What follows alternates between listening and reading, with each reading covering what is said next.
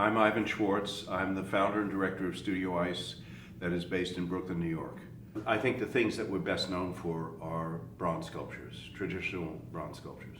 Yeah. The studio has been going now for 42 years, and we have been sculpting on the what I call the coattails of American history for all of that time. These sculptures of Lincoln and George Washington, they're essential in this area of historical sculpting. As the work we did got better and better, the quality of it, I was invited to do things that very, very few people get to do.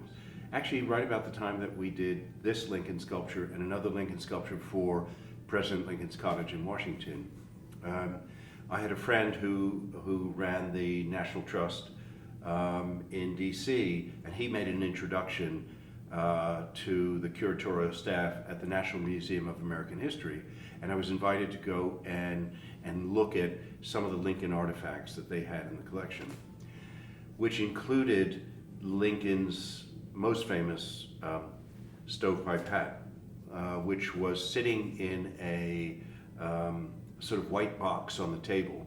And as we were about to, I knew we were going to be looking at this hat. And as the curator started to open it, he turned to, there were three people in the room, and he said, "Now listen, I don't want you to breathe when I open the box." And I thought, we're going to be so excited and have goosebumps because of what we're seeing. You know, this is just something, don't breathe. And so we didn't breathe, and he opened the box, and there it was, and we were sort of aghast. There was this most amazing object that was the real thing. And I said, "Why did you tell us not to breathe?" He said, "The hat is dusted in arsenic to kill the mold that grows on the organic material." And I said, "Okay, I get it." I started to deal with artifacts. I measured Lincoln's hat, and I measured the clothes he died in, and I saw the probe that was used by the doctor to see if they couldn't find the depth of the bullet that killed him. Once you start to work with those artifacts, which are prima facie, clothing was made to measure. The waistband is still preserved, and you can measure that and know exactly what the size of Washington's waist was, or for that matter, Lincoln. So, not essential for making these sculptures, but fascinating. And so back to the question, this is when American history really started to overtake me in a way. The invitation to do things that so few people have ever experienced really sort of made me that much more excited about what I was doing. You know, every time I sculpt a Lincoln sculpture, I just rededicate myself to the point of making the sculpture, which has to do with why we make symbol images in the first place. Which brings us to Gettysburg.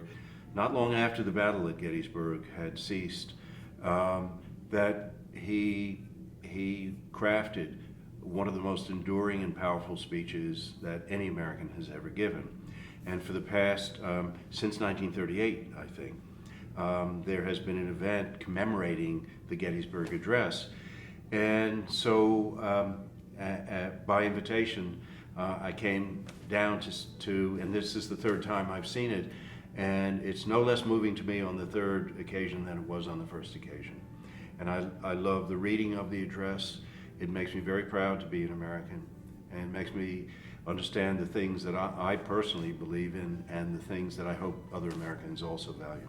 And I love today walking up the path and seeing that family, one of whom was just made a naturalized American citizen with a tiny American flag. And today was actually one of the better days for me witnessing that and seeing that. I felt very proud of that today.